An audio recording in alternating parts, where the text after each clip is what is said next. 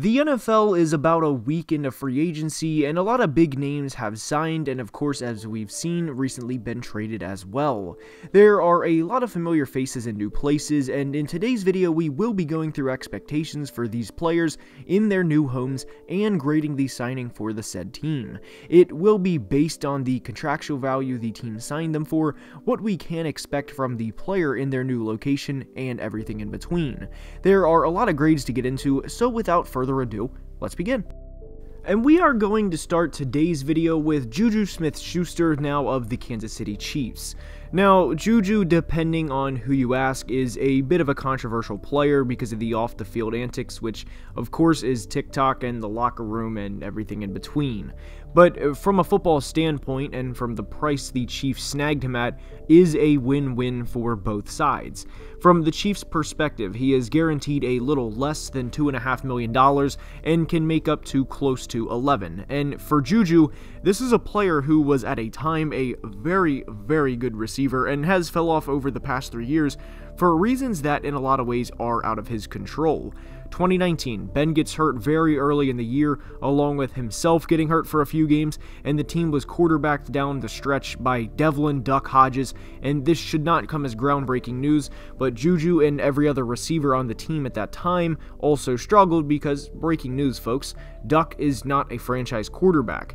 And to be clear, I don't think JuJu is a top 2 or 3 receiver in the NFL, but in the right offense, like the Chiefs for example, why can't JuJu be a consistent 1,000-yard receiver or very close to that as a number 2 option? Remember, we saw him go for 1,400 yards back in 2018 at 21 years old for the majority of the year and turning 22 late in that season. This is a guy who was 20 years old for most of his rookie year and will be just 25 at the start of the 2022 regular season.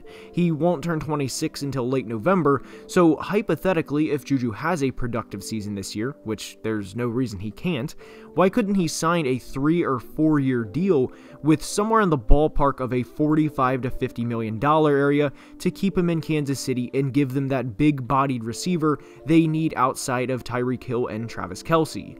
I've seen them mocked Christian Watson, a 6'4" receiver from North Dakota State, quite a few times, but could Christian be as good as JuJu is in his 5th year or 6th year and in his rookie season?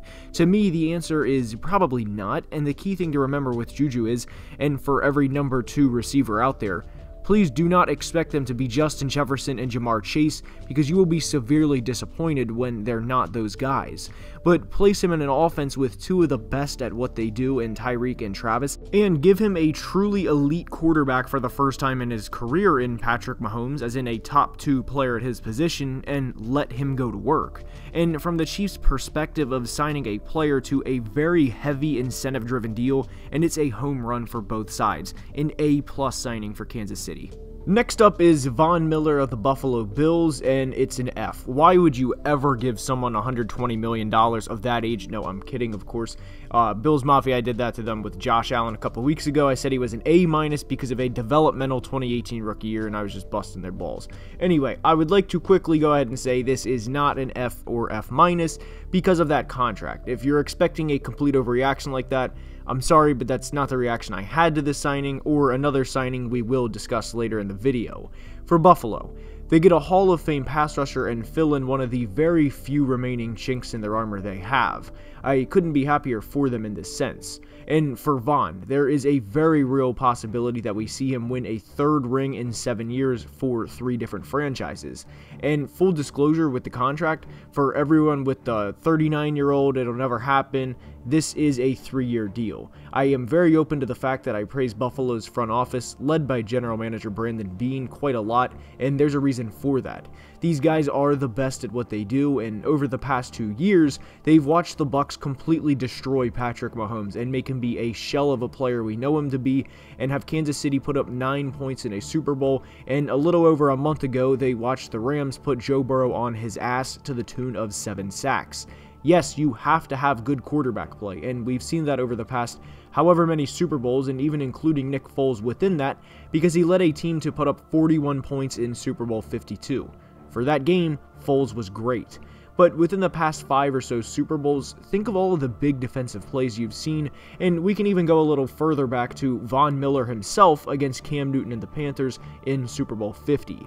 Then a huge Dante Hightower sack on Matt Ryan in Super Bowl 51, and you get the point, though I will finish with an Aaron Donald game-wrecking play most recently. You need a good pass rush, and adding a future first-ballot Hall of Famer does exactly that. And one thing I will pay attention to over the course of the season is the development of what will be fourth-year player Ed Oliver, and if he picks up on anything from Von the same way Von learned from DeMarcus Ware back in his day. And they play different positions, I fully realize that, but with Von, you not only get a productive player, you get a locker room leader, and what may be the final chess piece Buffalo needs for their first Lombardi trophy, an A+ signing for the Bills. And during the Von segment, I mentioned a player with a hefty contract we will discuss later, and that is Christian Kirk to the Jags. So with Christian, the 4-year, $84 million deal is what the deal could be, but as we know, it will never be that unless he becomes something like a 1,500-yard receiver every year, which at that point, the contract would be worth it. But this was a hilarious time on Twitter because of everyone's consensus take of how bad of a contract this was for the Jags to pay a receiver who has a singular 900-yard year, $21 million a year, was shocking, as, yeah, the math does not add up. But then you break it down, and it's essentially a 2-year deal, and what I mean by that is only 37 of that was guaranteed, and for a team that is not good in Jacksonville, a team that has had back-to-back #1 overall picks, this does not hurt them too much in the long run. And for a team that completely sabotaged Trevor Lawrence's rookie year by having Urban Meyer come in and think he's Bill Belichick or somebody, this is a step in the right direction. There was an article that came out as I was recording this by The Athletic, and it was insane, and there is a good chance I do a video on the 2021 Jags and show truly how bad of a year it was for them. And how Christian Kirk ties into that is, this is improvement. Yes, the Jags are still a bad roster, but you had to help Trevor out in some capacity. Of course, a lot of people point to Allen Robinson and say, why couldn't they get him and bring him back, or someone like Chris Godwin? And the reality is, money isn't everything, and there's a good chance those guys simply did not want to sign in Jacksonville, and it makes sense from their sides. Chris has Tom coming back in Tampa, and Allen signed with the defending Super Bowl champions. Jacksonville needed to sign somebody in free agency, and Christian Kirk can be a good receiver for them. A B grade for the Kirk signing. And next is Mitchell Trubisky to the Pittsburgh Steelers, and with Mitch, this is a player who was a draft disappointment for the Chicago Bears, and notice I didn't say draft bust, because I do feel that's a tad harsh for what Mitch was as a QB for them. When I think of a draft bust, I think of a Josh Rosen type player or Ryan Leaf, etc. And I love this signing for the Steelers because you risk very little by bringing him in on a 2-year deal. It can be up to roughly $28 million, and if Mitch hits every incentive, then paying $14 million for a franchise quarterback is a steal for the time being. And if he does not live up to expectations, then the Steelers are protected as well. This is a quarterback who did not have many weapons in Chicago, and especially not compared to what he will have now, and a player who is always compared to players he's not in Patrick Mahomes and Deshaun Watson, and I would imagine this weighed on him mentally to some degree. Hearing how good especially Patrick is all the time, and you're in Chicago stuck with Matt Nagy, throwing to a triple-teamed Allen Robinson and a 34-year-old Jimmy Graham in your final year there. I mean, I hate to sound so pessimistic because that's not who I am, but there's no wonder Mitch struggled in 2020 and the years leading up to it. And having a year behind Josh Allen and picking his brain and Brian Dable's brain, and a year where he was very much out of the spotlight and a fresh start moving to Pittsburgh could be exactly what he needs. Yes, Mitch had some Mitch moments in Chicago, but isn't it natural to think having players on your team like Najee Harris, Deontay Johnson, Chase Claypool, and Pat Freiermuth would naturally have a quarterback become more successful than what he had in his final year in Chicago?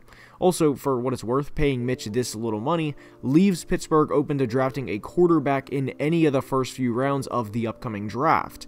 there's an honest chance Mitch could be a good player for them, and have a Jordan Love situation isn't quite the right wording, because that would imply Mitch would win back-to-back MVPs, and that won't happen, but they could have their quarterback for some time. Remember, Mitch is only 27 years old and 28 when the season starts, and if I'm a Pittsburgh Steelers fan, I am ecstatic at this signing because he brings another element to the offense that certainly was not there in the last 5 years of Ben Roethlisberger's career, and that is mobility.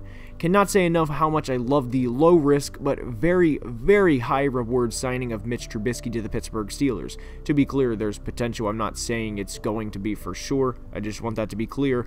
But we give this an A grade. Now, for some other signings. Allen Robinson to the Rams. Great player, great team for a franchise that is very aggressive and they are looking to repeat.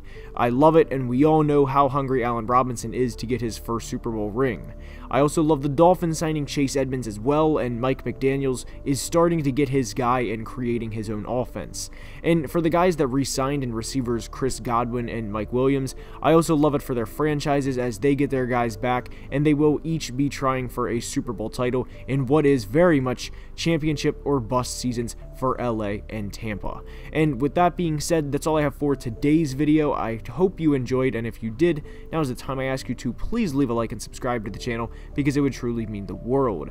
And until next time, please be safe and have a great day. Love you guys.